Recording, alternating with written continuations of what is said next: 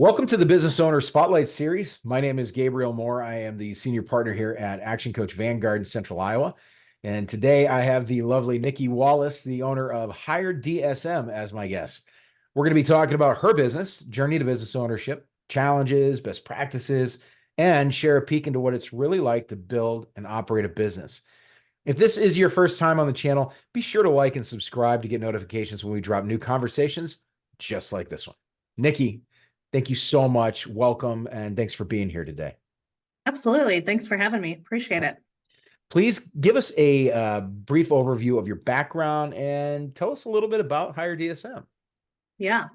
So I'm from Fort Dodge actually originally. So I've lived in Des Moines now for since after college. But I worked for a large recruiting firm in Des Moines. So I was one of the first I was like the 10th or 11th hire at the company back in 2012. And I always say I had a great opportunity because they were just trying to grow this market, and there was kind of a core group of us that got in, and we were able to really learn the ins and outs of the business and kind of what we sell, what we do, all the things. So fast forward to 2021, I left the company and the firm that I'd been with. And I thought I was actually going to be a stay-at-home mom, which I did not tell you this fun fact about myself. But almost 3 years later, we have a company with 7 employees and all the things. So after leaving the firm, really I got asked to do some contract recruiting for a company. Okay. And I thought, at first that wasn't really what I wanted to do, but turns out I took the role and really fell in love with it and realized that, recruiting was where my passion is. And, I also kind of felt like, hey, I could do this for more people. So I really started asking, I reached out to a bunch of people that I had met kind of in my journey at the firm that I was with before, and said, me, you know what I can do, and I have this crazy idea. Will you kind of give me your thoughts, feedback, and everything? So Hire DSM was born. Our original name was NMW Consulting. I had to come up with the name in about 10 minutes. So my initial what it was, not really knowing where it was going to go at that point. So I come from a very entrepreneurial background. I always knew that I was going to own a company at some point. Just never would have dreamed it would have been a staffing firm. But I'm grateful for where it's gone. So Hire DSM as it is today, we actually expanded and rebranded in January of 23 is kind of when we went into the market with Hire DSM. But really, we offer kind of two different recruitment options for our clients. So we offer what's called RPO, or recruitment process outsourcing, which really is, think of it as like how you would hire an accounting person, right? Like an accounting firm would outsource all of your accounting. So Like on the RPO, retainage kind of thing? Gotcha. yep, exactly. So we work like, for example, right now we work with a construction company in town where the main goal is that we really hire some of their higher niche positions that their team really doesn't have time to fill. We've done a lot of different setups. So that's kind of fun because you can be nimble on that side in terms of, hey, we have 15 recruiters on our team, but we just don't have time to get to XYZ positions. Or, we've worked with some scaling companies too, where it's like, hey, we don't even have an HR team. And so we come in and do full cycle recruiting, and kind of even set up their process and procedures, kind of all of that goes with the recruitment process. So we you really handle focus. recruitment and HR services for other companies. Is that accurate? Yeah, Okay. more so on the recruitment process, and really Okay. what I call it is the candidate experience. So it's Okay. both the internal and the external. Like what is, Very good.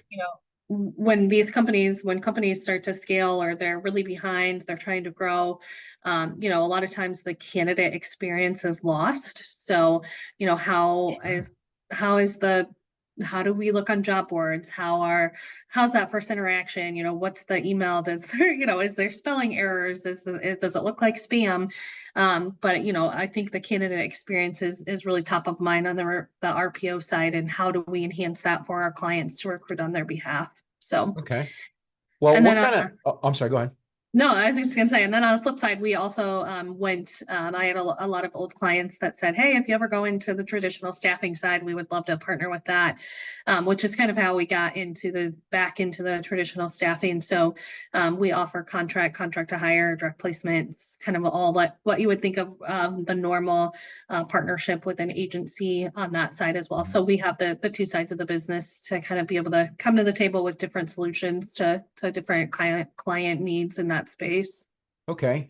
And at least it all fits under the same model too. I mean, it's not like you're Yep. doing a completely random thing. Yeah. What kind of tell me about the current role you play in your business. Yeah. Depends on the day. We're still on that stage. Which hat, Derry? Which hat are you wearing Yeah. today? Yeah, go ahead. Yeah. So I really try now to focus on sales specifically. And then obviously just like the overall strategy. So how are we growing? Where are we going? Who are we partnering with? In the firm I worked for previously, we weren't even given like a budget, or we weren't able to join chambers and join different groups, which is kind of Right. wild now, like being on the other side. Respect it, but that's just it's a different way to think about it. And so, a big part of my role as we've really expanded and got some good folks internally to continue to grow and take on more clients, has been just who can we partner with to accelerate our growth, our brand, and also work smarter, not harder type of thing. So those are really the business strategy partnerships. Who in the Des Moines areas where we primarily work right now, Okay. who can we partner with to give back our time, our resources, Right. and Are you the only owner of the business? yep, I'm 100% older, so 100% owner. And so, yeah, so not only are you doing all that stuff, but you also have to handle all the ownership responsibilities too, right? I do. Yeah, Fun those are like stuff. those are Saturday. My husband and I actually split up. We have two little kids, and we Okay. split up our weekends. And I get Saturday, and he gets Sunday, because he Okay. also has a big role. And on Saturdays is kind of when I dive into all my accounting, because I am Yeah. part of our accounting team, and our insurance and all of that. Yeah, So that's let's the podcast. right. Let's say that I am looking for recruitment. I'm looking for hires or Yep. new staff. What makes me the perfect customer for you? What makes me so that I'm just that ideal client? And not necessarily, I don't want to say I'm looking for people, call us. What does that perfect client look like to you? There's A, Yep. B, C, D clients, right? What's the A client look like for you? Yeah, I know. And I get asked this a lot too. And it's taken me a while to kind of reflect on, like, why are we different? Who do we Sure. want to work with? And I think I'm giving you a long answer, I realize, but I That's think okay. that that's been something fun in my journey, is working for such a big firm before. We had to hit our numbers. We had to work with everybody. Right. And turns out when you work for yourself, you choose who you work with. And I don't want to partner with everybody. We don't need to partner with everybody. Yeah. I want to partner with people that want to partner and see us as that extension of their team. Okay. So I say all of that because really everybody is hiring. Everybody needs to hire. We're in a weird economy right now, or COVID's changed a lot of the hiring Oh yeah. for folks. But I think a really ideal client for us is somebody that truly wants to partner with a firm. So they see us as, not just an extension of their team, but like, hey, you are the SME in this space, and we're not, and we don't want to hire for that internally. So, they see the benefit in outsourcing that. And the reason I say that is, I think in our industry, we're commoditized a lot, like the Mhm. staffing firms, and oh, you're another staffing agency. Mhm. And I think the best relationships that I've had. Some of the first people that signed my agreements when I went out on my own, they are the ones that, they welcomed me, not maybe at first, but, Ha, 10, 12, 13 years ago, we've been able to build a relationship where I understand their business, they trust me, and I can really be an advocate for them and their company, versus, hey, you're competing against 5 different agencies to fill this welding spot. Like, right. um, I, Well, I what, think, oh, go yeah, ahead. Well, no, what you makes your business unique? So yeah, we've got this ideal client that's coming to get you, that's coming, yeah. when they finally do arrive, what's your unique selling proposition? What makes your business unique above all other of your competition? Yeah, I would say our we're local in Des Moines. I think that is one thing that hit me. I was at an event several years ago and I looked around and I'm like, why are there no agencies here? The recruiting business can be lucrative, and why is we were at it was Bravo event, and there's the performing arts and all of these agency, and it's like, okay, why are there no agencies essentially giving back to some of these community places? And it's like, well, because even though we were local to Des Moines and all of this stuff, that we would sell when I was in my prior firm, like all of that money is going back to Baltimore. That's not staying here local in our community. Right.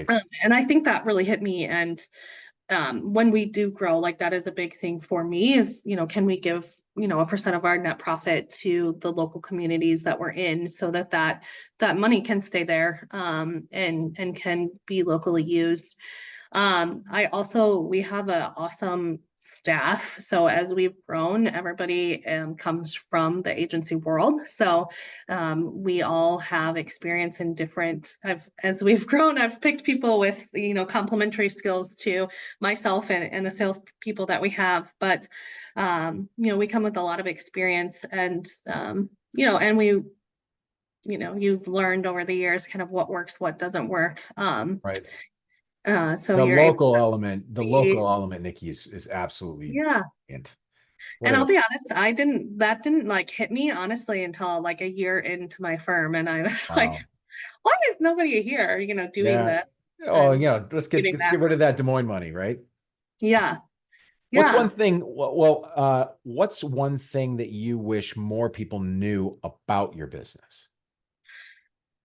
About our business. I think, about Hire DSM specifically, I think how flexible we can be. Because we are a small firm and we do have a hell of a lot of skill on our team. We can be as nimble to, do, whatever step. I was on a call right before this and they're trying to figure out how to hire 100 people in this pretty skilled area. And, it's like I could sit there on the phone and I didn't have a plug and play. We have to do this. It's like, well, what's Right. your end goal, right? Like Right. what's your goal in hiring these people? And don't just tell me it's to get butts and seats and get the job done. It's like, there's a lot of things that go into why you're hiring, and I want to know about Yes. that so that we can get the right solution for you. That's interesting that you actually asked the why question. That's not something, because people tend to black and white it, right? There's not, I need a people. That's it. End of Yeah. story. Diving a little deeper, asking questions prior to diagnosing is just a little bit important. And as Yeah. you're a doctor, isn't it? I mean, Right. here, take these pills, but I don't need to ask any questions. Yeah. Yeah. Well At done. that, yeah, at the end of the day, like how I hire people, whether I have you on a retainer or have you through our agency, like the process is the same. Right. Um, but how you pay, or how, like, what your setup is, or do you want them on a contingent basis versus, you Right. know, like you need somebody for a 3-year project and then they're going to be done, or do you want them on your books? That we just do like the straight hiring for you. There's a lot of different Interesting. ways. And I think, yeah, people don't really always, the RPO model is an amazing model for people that are doing a lot of hiring.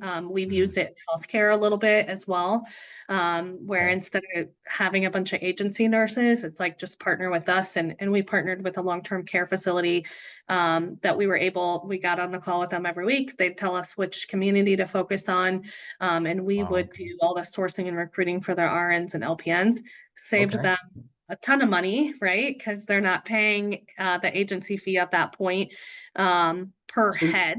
so you kind of really have like really two major marketing channels here because Yeah. and three technically because you're going to be marketing to businesses that need the hiring services. You're going to be marketing to um, workers. You're going to be marketing to people to come work for you Yep. in that field so that you can then sell that service to other businesses. And then you're going to be hiring your own staff to actually manage those operations. Yep. Um, when it comes to marketing, what is maybe not for all three, but you can pick the one that you want to talk about. But Yep. what has been your most successful marketing strategy? I'm laughing as you're saying this because this has been a revolving topic of conversation in our group. Because I'll be honest, when I started this, I did not realize how much marketing, and then there's marketing, and then there's 10 layers of marketing, right? So you're AI, Welcome there's to marketing. digital, it's a lot. So that was a hat that I actually hired for and passed off earlier this year, because it is just a whole nother job. So It's a uh, monster, isn't it? It really yeah, is. I partnered with a digital recruiting firm or a digital recruiting firm, geez, a digital marketing firm that helped us kind of do a bunch of stuff last year. And then she actually said, why don't you hire someone like right out of school that would be interested in really taking on a project and kind of working with a blank slate in some ways to help us Sure. evolve. And she's been amazing. Um, That's amazing. so Well, yeah, what's from a your marketing, oh, go ahead. yeah. Yeah, I was gonna say, so the original question was, Number one. what's been our number one? Um, for candidates, I think the marketing, just being active, like the time to fill and like the time, and I think that's where, uh, Elaborate on active. What do you mean by that? yeah. So, a lot of people just will post a position on, there's all these job boards now, right? Right, There's all right. the Indeeds, there's the, talent, Monster, there's ZipRecruiter. ZipRecruiter, Yeah. all the things. And you can spend a lot of money on all of them. They'll all sponsor your jobs, they'll all do that.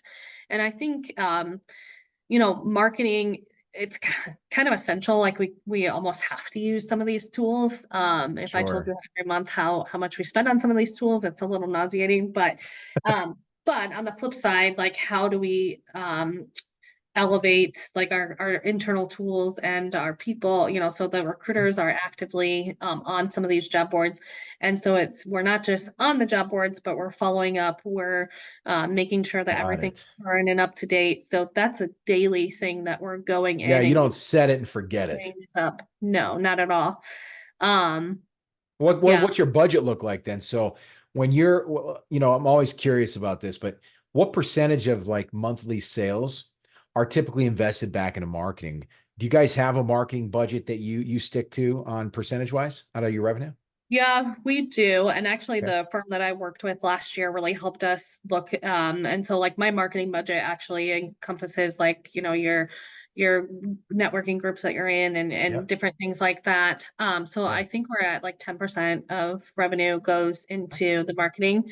Um, and if anybody ever, just to plug our digital marketing firm we worked with, she was amazing. So if anybody ever needs anybody like that, they were great to work with. They actually gave us this whole hub that kind of broke down where to spend our time, why to spend our time, where, and gave us some more tools versus again just kind of regurgitating information, Right. and then hoping that we can figure it out on our own. So That's amazing. And the marketing, obviously, what happens then, right? We get leads in. Now, this will be on the client side, so not necessarily the hiring side, but on yep, your client side, many business owners suffer, and if you're one of these, then you'll understand. But many business owners suffer from lack of lead tracking. Do you track leads that come in? And if you do, how do you do it? What's your process? Yeah. So we actually just switched to a new CRM this Okay. year, that's built into our applicant tracking system. So Oh, um, cool.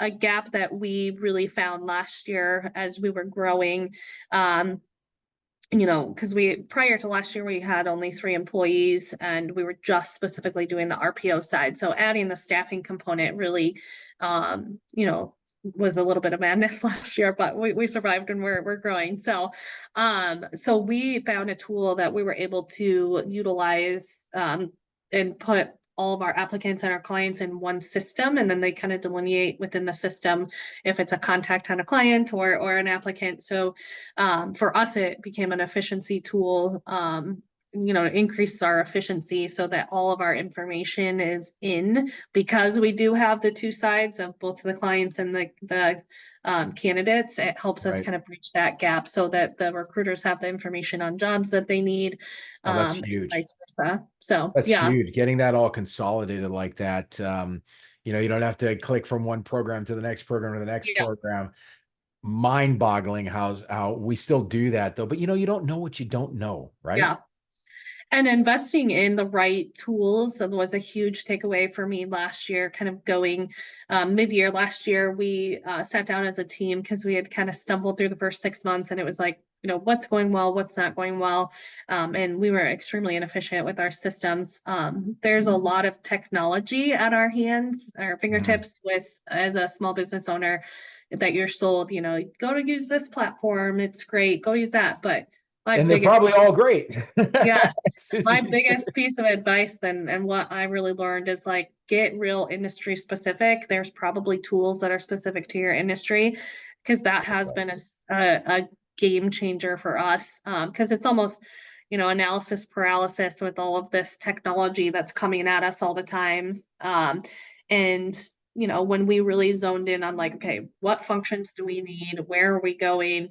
What's going to support us in both of those both of those questions as we grow, Yeah. and that's helped us tremendously, just even Q1 of 24. So That's amazing, and it's so brilliant when systems come together and start actually yeah, becoming a well-oiled machine. That's such a great feeling. yeah, We're kind of getting a little late on time here, so I want to we've covered a lot, and I want to let people know that they're more than welcome to come back, watch this video over again. Nikki's been touching on some things that I think are critical to take into business life, especially that consolidation of systems. That's a big one. Lots of really good stuff. But as we begin to wrap up, Nikki, I've got a few rapid fire questions, quick top of head answers for each of these. So this will be one word or one sentence answers. You ready to rock this? sure. All right, let's go. Hopefully, used to being on my toes, right? What is the key to success for you? I think just what we talked about is understanding your efficiencies. Understanding your efficiencies. I love it. What is your one piece of advice for other business owners? Have a good group of mentors that you can call. Let's go. Yeah, gotta have Oh, that. Essential. mentorship. Yeah, we Yeah, think it's a little powerful here at Action Coach. true. Yeah, that's a plug for you. I didn't even think about it. Yeah, Yeah. absolutely. What is one book you're reading now or have read most recently? So I am not as much of a book reader as am a podcaster. Okay. So Ed Milet, he is like my number one Uh, business person. gosh, Um, I love Ed Milet. yeah, so he had one just recently on how you utilize your time. Okay. And I do love his book too, The Power of One More. Yep, read it. Ed's one of my favorites out there. He is critical when it comes to mindset, Yeah, sales, business. He's absolutely wonderful. yeah. If you had to choose only one area of your business you could immediately improve tomorrow, what would it be? Probably sales. Just increasing our sales team has been a juggle. It's the chicken or the egg, right? Yeah, legitimately. Yeah. Before we get into our final question of the day, how can Nikki, how can others learn more about you or your company? How can they get in contact? Yep. So our website has a ton of information. We keep building on that with our new marketing person. But hire-dsm.com is our website. We're also all over LinkedIn. Hire DSM has a LinkedIn page as well as myself, Nicky Wallace, and then Facebook as well. Brilliant. And last question of the day. Yeah. What is most inspiring to you today? Today, I just love talking shop. So anytime I can get on, even just our conversation about networking and I Yeah. think just like the power of partnerships and having people to bounce ideas off of. So it's not always my husband. I think, everybody always says leadership and entrepreneurship specifically is extremely lonely. And I have felt that this past year. And, really the reason I keep going is I believe in myself and my team and what we're doing. But also I have people to call. So I think, it's always good to hear there's more people out there. Nicky, we believe in you too. Just letting you Oh, well, know. thank you. Yeah, Yeah. you're gonna rock it. As we finish up, I just want to express my gratitude because it's really been a fantastic learning about your journey, both as like a business and an owner. And thank you for letting me peek behind the scenes per Yeah. se to understand more about you and your business. And I'm really excited to see where you and your business go next. Thank you. I appreciate that. Thanks for Absolutely. having me. I appreciate the time. Oh, no, the thanks is all ours. Getting people like you to, you mentioned loneliness. Loneliness really is a big thing. And I don't mean like lonely as I need people, but understanding the things that you're going through. There's a lot of people Yes. that can't. And so surrounding yourself by more of people like us and our and fellow business owners is Yep. so important. And thank you for being Yeah. a part of that. Absolutely. This has been the Business Owner Spotlight with Nicky Wallace of Hire DSM and your host, me, Gabriel Moore with Action Coach Business Coaching. Thank you for watching, and we'll see you next time.